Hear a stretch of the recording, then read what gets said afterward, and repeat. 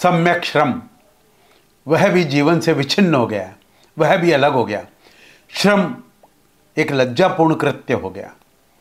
पश्चिम का विचारक Oliver Camus ने अपने एक पत्र में मजाक में लिखा था कि एक जमाना ऐसा भी आएगा, लोग अपना प्रेम भी नौकर के द्वारा करवा लेंगे।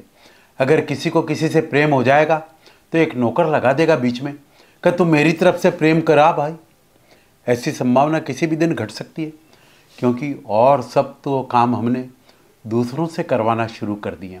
बस सिर्फ प्रेम ही एक ऐसा रह गया जो हम खुद ही करते हैं। प्रार्थना हम दूसरों से करवाते हैं, एक पुरोहित को रख लेते हैं और कहते हैं हमारी तरफ से प्रार्थना कर दो, हमारी तरफ से यज्ञ कर दो। मंदिर में एक पुजारी पाल लेते हैं और उससे कहते हैं कि तुम हमारी तरफ से पूजा कर दो। प्रार्थना और पूजा भी हम नौकरों से करवा लेते हैं। तो कोई आश्चर्य नहीं है जब परमात्मा से प्रेम का कृत्य हम नौकरों से करवा लेते हैं, तो कोई बहुत कठिन नहीं है। किसी दिन समझदार आदमी अपना प्रेम भी नौकरों से करवा लेगा। कौन सी कठिनाई है इसमें? जो हम नौकरों से जो नहीं करवा पाएंगे वे लज्जित होंगे कि हम गरीब आदमी हैं, हमको हमारा प्रेम खुद ही करना पड़ता है। ठीक भी है, यह संभव हो सकता है, क्योंकि जीवन में और भी बहुत कुछ महत्वपूर्ण है जो हमने नौकरों से करवाना शुरू कर दिया और हमें इस बात का पता ही नहीं कि उसको खो करके हमने क्या खो दिया। सारे जीवन की जो भी शक्ति है वह सब खो गई है, क्योंकि मनुष्य का शरीर, मनुष्य के प्राण किसी विशिष्ट श्रम के लिए निर्मित है और उस सारे श्रम से उसे खाली छोड़ दिया गया है। सम्यक श्रम भी मनुष्य की चेतना और ऊर्जा को जगाने के लिए अनिवार्य हिस्सा है। अमेरिका का राष्ट्रपति अब्राहम लिंकन एक दिन सुबह सुबह अपने घर पर बैठा अपने जूतों पर पॉलिश करता था। उसका एक मित्र आया। उस मित्र ने कहा, लिंकन, यह क्या करते हो? तुम खुद ही अपने जूतों पर पॉलिश करते हो? तो लिंकन ने कहा, तुमने मुझे हैरानी में डाल दिया। तुम क्या दूसरों के जूतों पर पॉलिश करते हो? मैं तो अपने ही जूतों पर पॉलिश कर रहा हूं। उसने कहा, नहीं मित्र ने, मैं दूसरों से पॉलिश करवाता हूं। लिंकन ने कहा, दूसरों के जूतों पर पॉलिश करने से भी ज्यादा बुरी बात यह है तुम किसी और आदमी से अपने जूतों पर पॉलिश करवाओ। क्या मतलब है इस बात का? इसका मतलब यह है कि हम जीवन से सीधा संबंध खो रहे हैं। जीवन के साथ हमारे सीधे संबंध श्रम के संबंध है। प्रकृति के साथ हमारा सीधा संबंध श्रम का संबंध है। आज के करीब 3000 साल पहले कन्फ्यूशियस नाम का एक विद्वान हुआ था। वह एक गांव में घूमने गया। उसने एक बगीचे में माली को देखा। एक बूढ़ा माली कुएं से पानी खींच रहा था। बूढ़े माली का पानी कुएं से खींचना बड़ा कष्टपूर्ण है। वह बूढ़ा लगा हुआ पानी को, जहां बैल लगाए जाते हैं वहां बूढ़ा लगा हुआ है और उसका जवान लड़का लगा हुआ है। वे दोनों पानी खींच रहे हैं। वह बूढ़ा बहुत बूढ़ा था। कन्फ्यूशियस को ख्याल हुआ, क्या इस बूढ़े को अब तक पता नहीं है कि बैलों या घोड़ों से पानी खींचा जाने लगा है? यह खुद ही खींचने में लगा हुआ है। यह पुराने ढंग को काम में ले रहा है।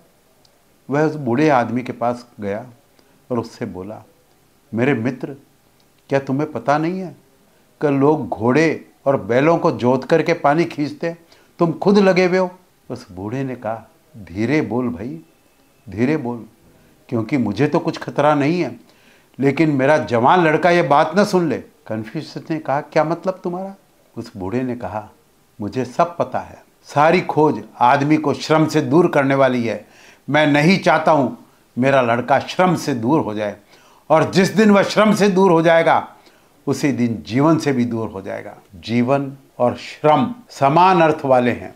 जीवन और श्रम एक ही अर्थ रखते हैं, लेकिन धीरे धीरे हम उन लोगों को धन्यभागी कहने लगे जिनको श्रम नहीं करना पड़ता है, और जिनको श्रम करना पड़ता है उनको हम अभागे कहने लगे।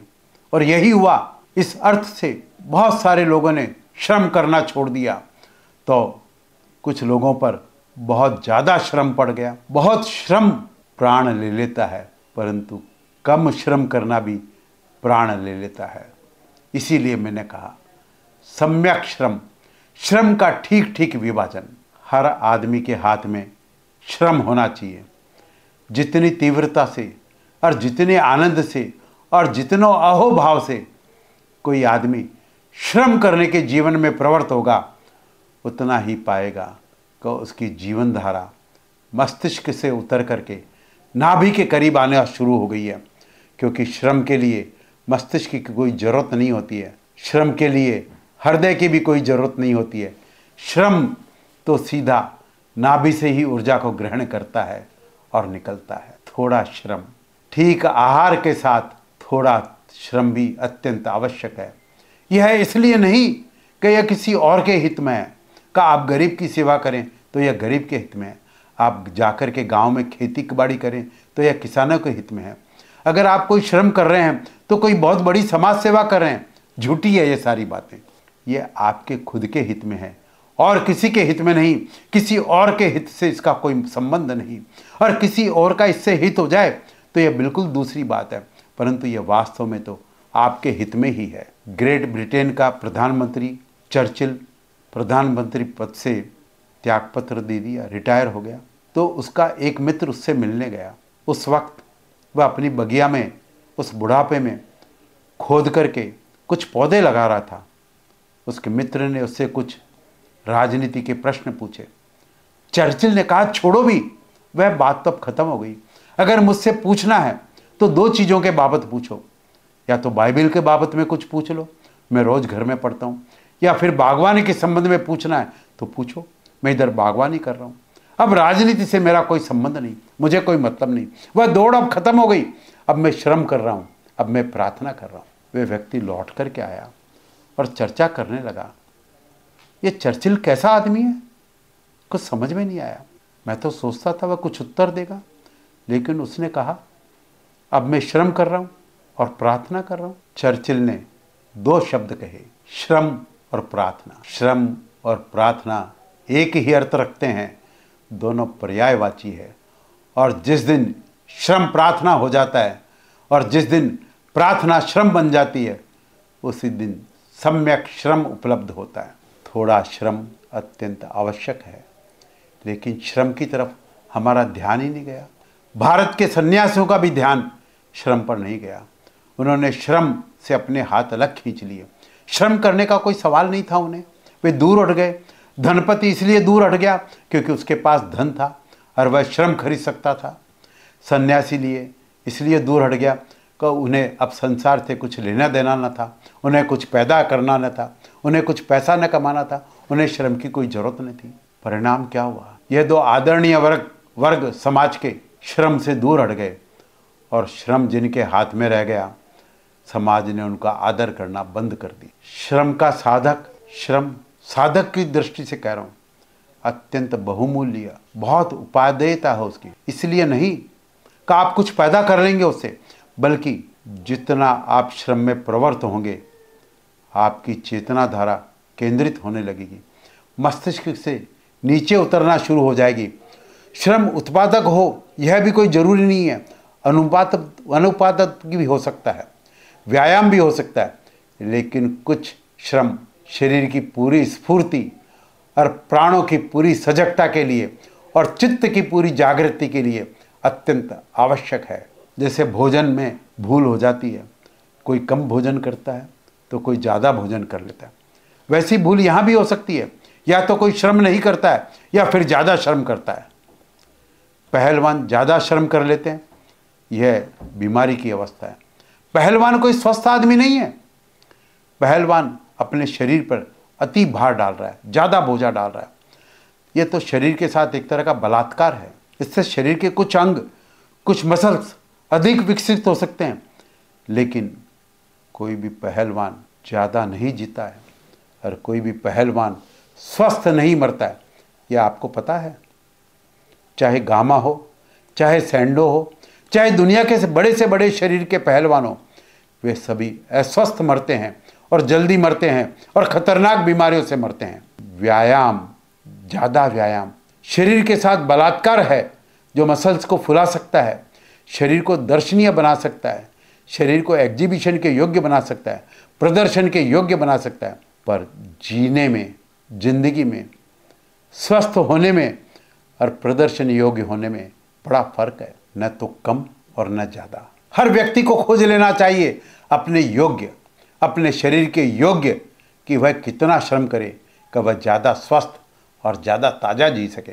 जितनी ताजगी होगी, जितनी भीतर स्वस्थ हवा होगी, जितनी श्वास श्वास आनंदपूर्ण होगी, उतना ही जीवन आंतरिक होने में सक्षम होता है। सिमन बेल, एक फ्रेंच विचारिका, ने एक बड़ी अद्भुत बात अपनी आत्मकथा में लिखी है।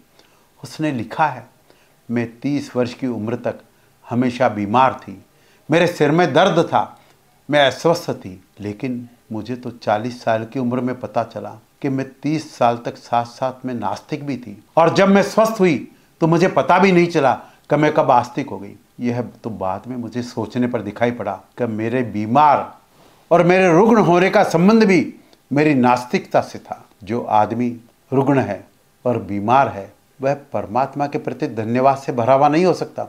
उसके मन में थैंकफुलनेस नहीं हो सकती परमात्मा के प्रति।